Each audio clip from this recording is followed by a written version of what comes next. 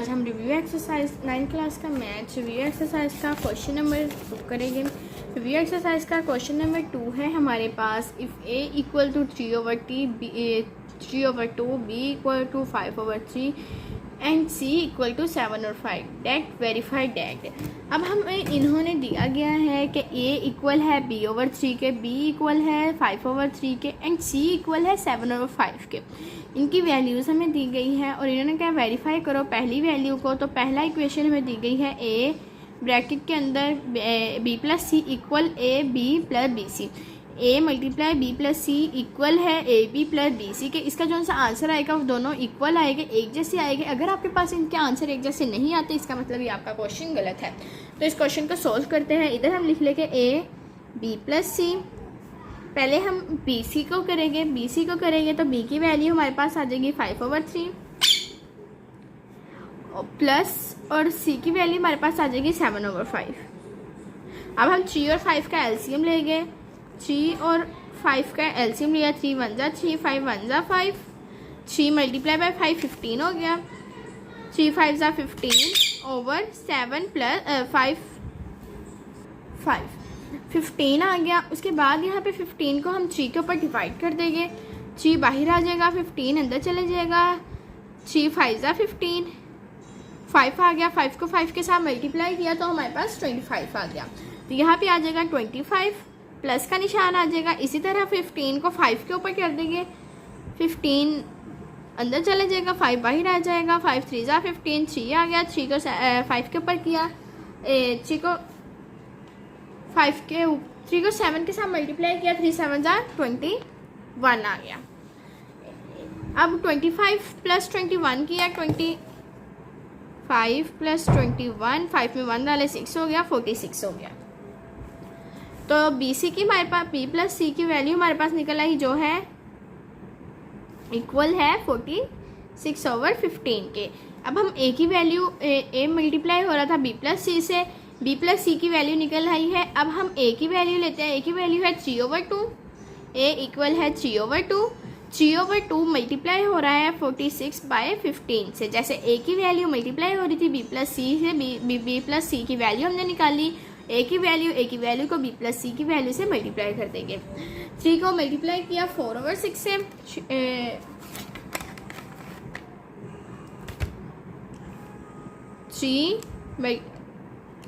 3 multiply by 46 equal है 138 के। इधर डाल देते हैं 138 और 2 15 जा 30, ये आ गया। अब हम इसको ऐसे ही लिख देते हैं 138 divided by 30, 138 divided by 30 equal हो जाएगा 23/5 के। तो इधर हमारे पास आ जाएगा 23/5। तो ये हमारे पास पहली इक्वेशन निकल आई, 23/5 हमारे पास पहली इक्वेशन होगी। अब इसका दूसरा पार्ट सॉल्व करते हैं। राइट हैंड साइड जो है हमारे पास a b plus B c, इधर लिख देंगे राइट हैंड साइड, इधर लिख देंगे ए बी प्लस ए सी। हमें इस क्वेश्चन में इन दोनों को प्लस करना है। ए की वैल्यू लेंगे, ए की वैल्यू है हमारे पास 3/2, इधर लगा देंगे 3/2। बी की वैल्यू है हमारे पास 5/3, तो इधर लगा देंगे 5/3।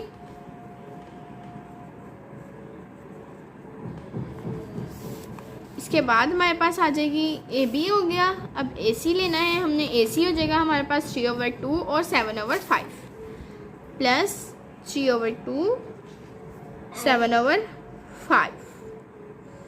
अब ये वैल्यू हमारी इस तरह से आ गई। अब हम 3 को 5 के साथ मल्टीप्लाई करेंगे और 2 को 3 के साथ मल्टीप्लाई करेंगे, मतलब a और b को मल्टीप्लाई कर देंगे, b और c को मल्टीप्लाई कर देंगे, उसके बाद इन दोनों को प्लस कर देंगे। 3 को 5 के साथ मल्टीप्लाई किया, 3 5 जा 25 आ गया, नहीं 3 5 जा 15 आ गया, ओवर 2 को 3 के साथ मल्टीप्लाई किया, 2 3 जा 6 आ गया। ये हमारे पास ये वैल्यू होगी सॉल्व। अब इधर बीच में प्लस का निशान डाल देंगे और अब हम इन दोनों को मल्टीप्लाई करेंगे। 3 7 जा 21 आ गया और 2 5 जा 10 आ गया। अब हम इसकी कटिंग कर देंगे।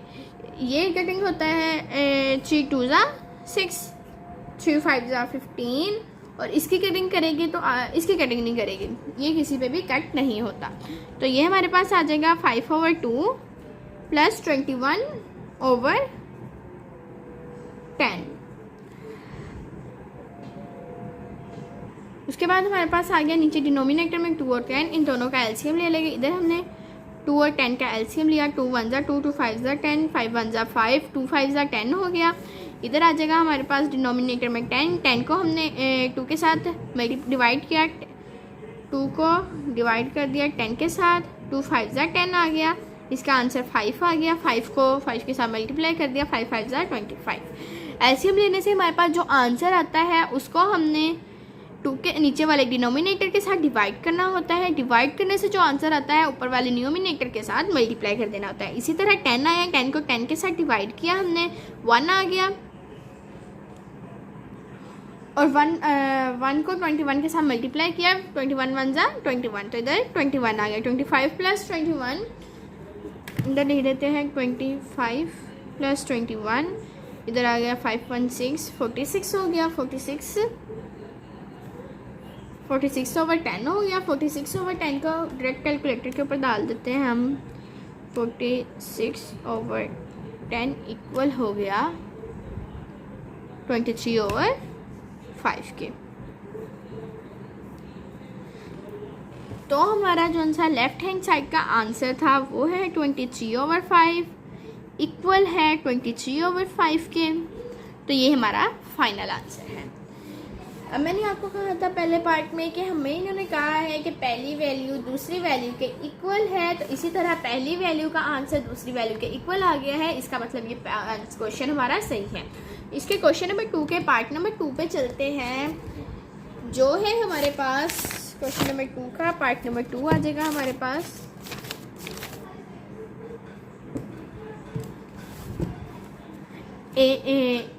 पार्ट नंबर 2 ये a plus B multiply by C equal to A C plus B C. ये भी इसी तरह का क्वेश्चन है, सेम इसी पैटर्न से होना है, इसी तरीके से होना है। तो इसको भी सॉल्व करते हैं। इसमें भी इन्होंने कहा है पहली इक्वेशन जो है दूसरी इक्वेशन से इक्वल है, तो इसको भी सॉल्व करते हैं।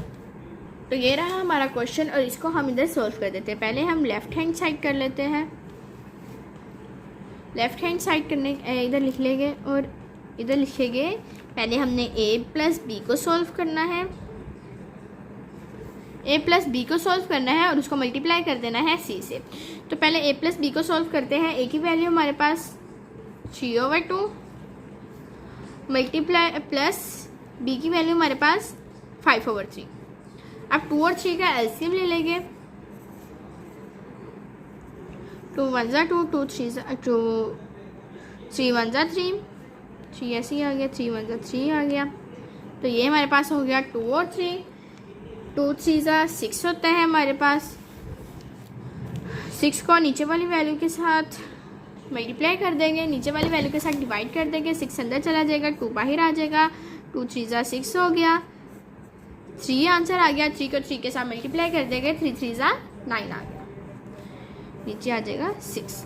प्लस इसी तरह हमारे पास आया था 6 आंसर। 6 को 3 के ऊपर डिवाइड कर देंगे, 6 अंदर चला गया, 3 बाहर आ गया। 3 2 ज़ा 6 हो गया, 2 आ गया। 2 को 5 के साथ मल्टीप्लाई कर देना है, तो 2 5 ज़ा 25, नहीं 2 5 ज़ा 10 इक्वल 9 प्लस 10 कर देंगे। 9 प्लस 10 किया तो 19 हो गया, 19/6। ये इसका आंसर आ गया a प्लस बी का। अब हमने a प्लस बी को मल्टीप्लाई कर देना है एक सी के साथ। 19/6 मल्टीप्लाई बाय सी की वैल्यू हमारे पास 7/5, तो इधर लिख देंगे 7/5। 19 मल्टीप्लाई बाय 7 किया,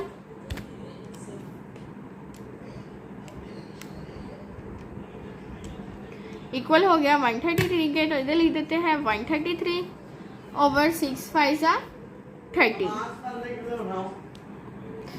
तो पहले पार्ट का आंसर हमारे पास आ गया 133/30। अब हम दूसरा पार्ट सॉल्व करते हैं, जो है हमारे पास AC प्लस BC। इधर हम लिख देते हैं AC plus BC right hand side, AC plus BC। इसको भी हमने पहले क्वेश्चन की तरह करना है। पहले A को मल्टीप्लाई करेंगे C से और B को मल्टीप्लाई करेंगे C से। इन दोनों का जो आंसर आएगा उसको प्लस कर देंगे। तो ए की वैल्यू है हमारे पास 3/2, तो इधर लिख देते हैं 3/2। सी की वैल्यू है हमारे पास 7/5, तो इधर लिख देते हैं 7/5 प्लस बी की वैल्यू आ गई हमारे पास 5/3 और सी की वैल्यू हमारे पास आ गई 7/5। 3 को 7 के साथ मल्टीप्लाई किया तो 21 आ गया, 2 को 5 के साथ मल्टीप्लाई किया तो 10 आ गया। इसी तरह 5 को 7 के साथ मल्टीप्लाई किया 35 आ गया, 3 को 5 के साथ मल्टीप्लाई किया 15 आ गया। अब हम इसकी कटिंग कर देंगे। 10 और 21 की कटिंग नहीं होती, इसकी कटिंग होती है। तो 5 3 ज़ा 15, 5 7 ज़ा 35, तो इधर आ जाएगा हमारे पास 21/10 प्लस 7/3। अब 21 प्लस 7 10/3 है। 10 और 3 का एलसीएम ले लेंगे। 10 और 3 का एलसीएम लिया, आप इसको 2 पे भी कर सकते हो, डायरेक्ट 10 पे भी कर सकते हैं। मैं 2 पे कर देती हूँ। 2 5 ज़ा 10, 3 वैसे ही आ गया, 5 1 ज़ा 5, 3 वैसे ही आ गया, 3 1 ज़ा 3। तो ये हो गया 2 मल्टीप्लाई बाय 5 मल्टीप्लाई बाय 3, 2 5 ज़ा 10, 10 3 ज़ा 30। तो इधर आ गया 30 को हमने मल्टीप्लाई डिवाइड कर देना है 10 से, 30 अंदर 10 बाहर, 10 3 ज़ा 30 हो गया, 3 आ गया, 3 को 21 पे मल्टीप्लाई किया तो आ गया हमारे पास 3 2 ज़ा 6 आ गया, 3 1 ज़ा 3 63 आ गया। डिनोमिनेटर में 10 आ गया, जो एलसीएम में हमारा आंसर आया था। उसके बाद अब हम 10 को 3 पे डिवाइड करेंगे, 30 को 3 पे डिवाइड किया, 3 10 ज़ा 30, 10 आ गया, 10 को 7 पे ऊपर मल्टीप्लाई किया तो 10 7 ज़ा 70, 63 प्लस 70/10 हो गया। 63 प्लस 70 किया, 63 प्लस 70 इक्वल है 133 के। तो इधर आ गया 133/10 एलसीएम से हमारा आंसर 30 आया था, इधर भी 30 आ जाएगा। तो इधर हो गया 133/30। लेफ्ट हैंड साइड का हमारा आंसर आया था 133/30। राइट हैंड साइड का हमारा आंसर आया था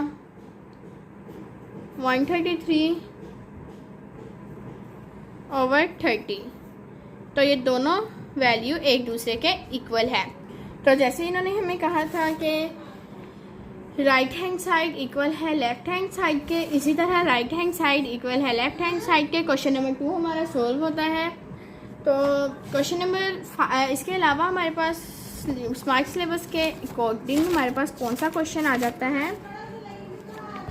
क्वेश्चन नंबर 2 हमारा सोल्व हो गया। स्मार्ट सिलेबस के अकॉर्डिंग हमारे पास क्वेश्चन नंबर 3 जो है कट है। क्वेश्चन नंबर 4 है, क्वेश्चन नंबर 4 की तरफ चलते हैं। क्वेश्चन नंबर 4 है हमारे पास, is 0 or rational number, explain. इन्होंने कहा है कि 0 रेशनल नंबर है और वो कैसे है उसको एक्सप्लेन करें। तो इसको एक्सप्लेन करते हैं। क्वेश्चन नंबर 4 आ जाएगा हमारे पास, इज 0 आर रेशनल नंबर। इन्होंने हमें कहा है 0 जो सा रेशनल नंबर है, इन्होंने हमसे पूछा है कि 0 रेशनल नंबर है, एक्सप्लेन करें। तो इधर हम इसके आंसर में लिखेंगे यस, कोमा डाल देंगे और इधर लिख देंगे 0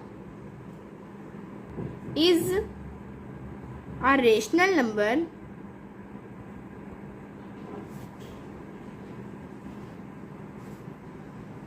कि हाँ 0 रेशनल नंबर है because it can be writing is the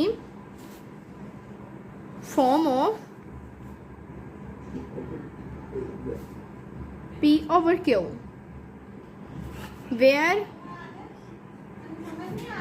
P equal, बस अभी हम इतना लिखेंगे। इन्होंने हमें कहा है, इन्होंने हमें कहा है 0 क्या रेशनल नंबर है, एक्सप्लेन करें। तो मैंने इनको कहा है yes 0 is a rational number, 0 जो सा है वो रेशनल नंबर है because it can be writing is the form of P and Q, belongs to P belongs to Z and Q are equal not 0। ये इसका पूरा आंसर है। Because it can be writing is the form of P over Q, क्योंकि zero को हम P over Q की फॉर्म में लिख सकते हैं, where P belongs to Z. P जो सा है वो बिलोंग्स करता है इंटीजर नंबर से, and P not equal to zero, और पी जो सा है वो क्यू जो सा है वो इक्वल नहीं है ज़ीरो के। इसका मतलब है कि हम ज़ीरो को पी ओवर क्यू की फॉर्म में लिख सकते हैं, क्योंकि पी जो सा है बिलोंग्स करता है इंटीजर नंबर से, और जो सा इंटीजर नंबर से बिलोंग्स करता होएगा वो ज़ीरो भी है।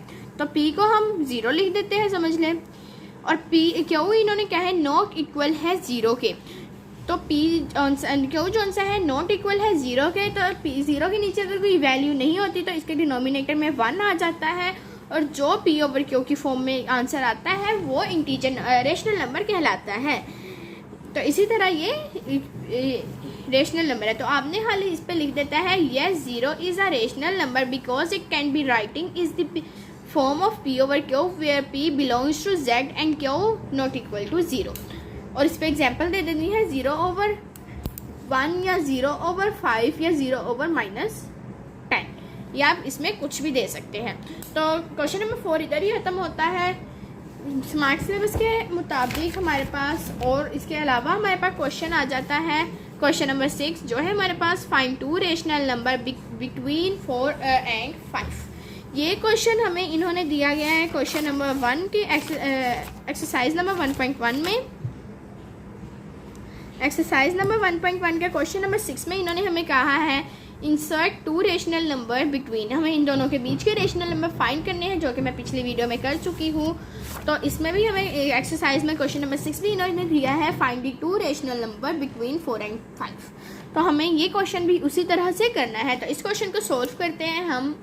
तो ये हमारे पास क्वेश्चन को सॉल्व करते हैं। 4 एंड 5 है, इन दोनों के 2 रेशनल नंबर को फाइंड करना है। इधर हम साइड पर लिख देते हैं 4, इधर 2 रेशनल नंबर फाइंड करने हैं। हम इसको 4 और 5 की मदद से फाइंड करेंगे। 4 एंड का मतलब है 5, 4 + 5, इसको डिवाइड कर देते हैं 2 पे। अब हम 4 + 5 कर देंगे, 4 और 5 को प्लस किया 9 आ गया, 9/2। इसका एक रेशनल नंबर फाइंड हो गया हमारे पास, जो है 9/2। अब हम 9/2 और 5 को करेंगे, उसका दूसरा रेशनल फाइंड करने के लिए 9/2 + 5 डिवाइडेड बाय 2। अब हमने 2 का एलसीएम लेना है। 2 का एलसीएम लिया, 2 आ गया, 2 आ गया, 2 को 2 पे डिवाइड किया, 1 आ गया, 1 9 9 आ गया। उसके बाद 2 था, 2 नीचे कोई वैल्यू नहीं है, 2 5 10 आ गया, +10 डिनोमिनेटर में 2 का एलसीएम लेने से 2 आ गया। इसको डिवाइड करना है हमने 2 पे। तो जब इसके नीचे कोई वैल्यू नहीं होती, इसके नीचे 1 वैल्यू हो जाएगी। इसको अलग-अलग लिख देंगे, 9/2 + 10/2 मल्टीप्लाई, डिवाइड के निशान को मल्टीप्लाई में चेंज करेंगे, 1 ऊपर चले जाएगा, 2 नीचे आ जाएगा।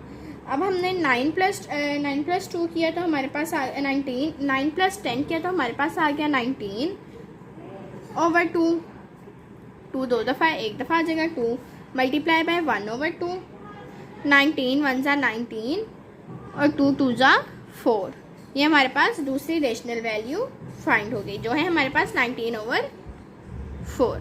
ये मैंने आंसर इसका ऊपर लिखा है, लेकिन आप बोर्ड में ऐसी गलती मत करना है। आप इसका आंसर हमेशा एंड पे लिखना, जो है 4 और 5 के रेशनल नंबर के दरमियान के 9/2 और 19/4। तो ये हमारे 2 रेशनल नंबर फाइंड हो गए। क्वेश्चन नंबर 6 हमारा यहीं पे ख़त्म होता है। क्वेश्चन नंबर 7 है हमारे पास, जो है स्मार्ट सिलेबस के अकॉर्डिंग क्वेश्चन नंबर 7 रह गया। उसके 3 पार्ट है, ये तीनों पार्ट हम अगली वीडियो में करेंगे। मिलेंगे इंशाल्लाह अगली वीडियो में। अभी के लिए इजाज़त दीजिए, अल्लाह हाफिज़। मेरे चैनल को लाइक और सब्सक्राइब भी करना।